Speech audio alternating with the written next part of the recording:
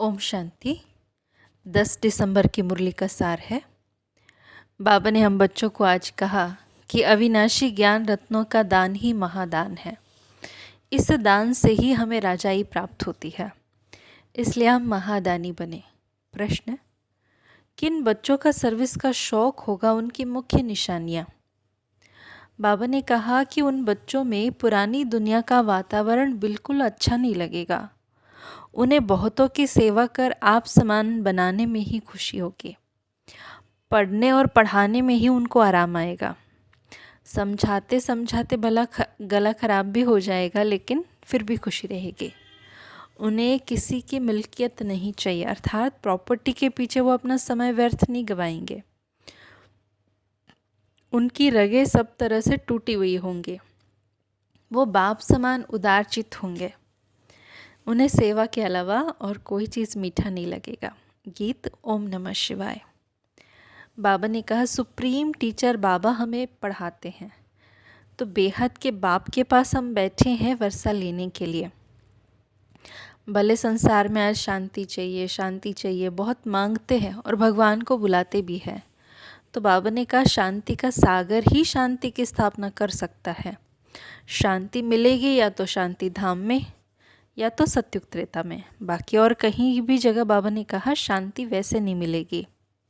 और शांति चाहिए तो सबसे पहले पवित्रता चाहिए। जब तक पवित्रता नहीं तब तक तो हेल्थ वेल्थ हैप्पीनेस तो आ ही नहीं सकता है। तो लेकिन इस बात को समझने में भी बाबा ने कहा बच्चों में नंबरवार है। इस समय बच्चों की बुद्धि पारस बुद्धि बननी चाहिए। योग बल की बाबा ने कहा भी बच्चों में बहुत कमी है।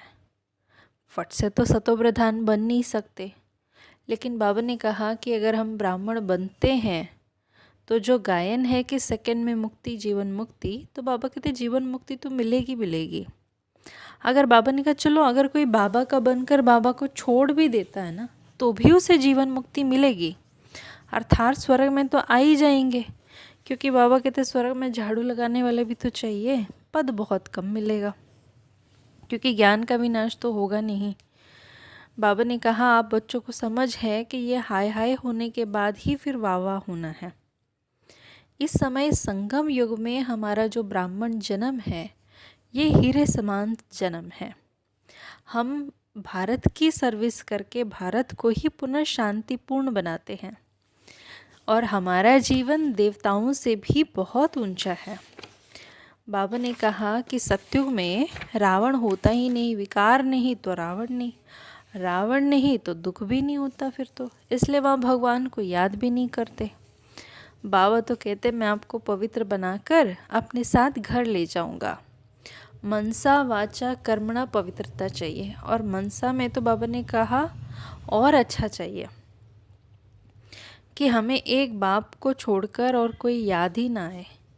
इसका लंबा अभ्यास होगा, माना बहुत काल का अभ्यास होगा, तो अंत काल में हमें बाबा के अलावा और कोई याद नहीं आएगा। बाबा तो कहते हनुमान के मिसल अडोल बनना है, मेहनत भी करनी है, और जो वफादार होगा, आज्ञाकारी होगा, सपूत बच्चा होगा, उस पर बाबा का प्यार तो जास्ती रहता ही है। बाकी जो विकारों के वश होते हैं बाबा का प्यार नहीं ले सकते फिर तो। और हम बच्चे कलब कलब बाबा से ये वर्षा लेते हैं, तो हम बच्चों को तो कितना खुशी का पारा रहना चाहिए। और इस समय संगम युग में भी बाबा ने कहा बच्चों का यादगार दिलवाड़ा मंदिर में भी है, जैसे महारथी है, घोड़े सवार है, प्यादे है। ये तो हमारा चैतन्य दिलवाड़ा है, गुप्त है इसलिए संसार नहीं जानता। बाबा तो कहते आप अभी राज ऋषि हो, संसार में तो हठयोगी ऋषि हैं, लेकिन आप राज ऋषि हो, ज्ञान ज्ञानेश्वरी हो। बाबा ने कहा बाबा तो अविनाशी सर्जन है, हम उसके बच्चे हैं। बाबा ने कहा आपको अपनी नब्ज़ ही नहीं जानते हो, तो आप दूसरों की नब्ज़ क्या देखोगे, क्या जानोगे। तो ज्ञान अंजन बाबा हमें देते हैं, ज्ञान का इंजेक्शन लगाते हैं। तो बाबा ने कहा तो फिर तो हम बच्चों को भी ज्ञान का इंजेक्शन दूसरों को लगाना होगा। ये जो लौकिक के गुरु हैं, बाबा ने कहा इनको भी ज्ञान का इंजेक्शन सद्गुरु ही लगाते हैं, माना उनका उद्धार भी शिव बाबा ही करेंगे। तो भले लोग यहाँ समझते हैं कि कहीं जादू ना लग जाए, पर बाबा कहते हैं मनुष्य से देवता बनाना ये जादू लगना ही है ना। और इस समय सारा संसार बेहद की लंका है, सारे संसार में रावण का राज्य चलता है इस समय। बाबा तो कहते हैं कि देखो अभी मैं जो सुनाता हूँ आप बस वही सुनो, और इन आँखों से तो हमें कुछ देखना ही नहीं है। बाबा ने कहा कि आप मुझे सर्वव्यापी कहकर तिरस्कार करते हो, लेकिन फिर भी मैं आकर आपका ही उपकार करता हूँ। कितनी वंडरफुल ड्रामा है ये। तो इस समय बाबा ने कहा कि लौकिक प्रॉपर्टी के पीछे झगड़ा, कोर्ट कचहरी, इन चीज़ों में हम समय न गवाए।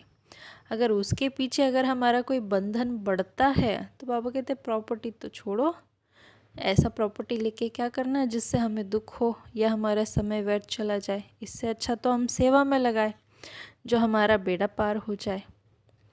तो इसलिए बाबा ने कहा आज की ये मुरली वरदान है।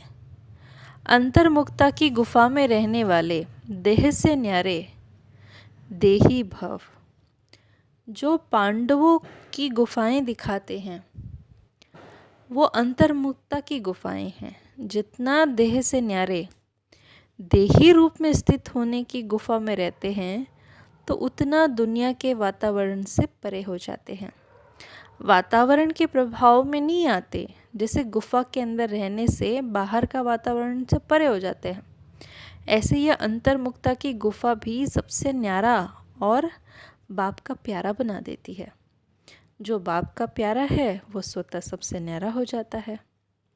स्लोगन, साधना बीज है। साधना मतलब तपस्या, साधन उसका विस्तार।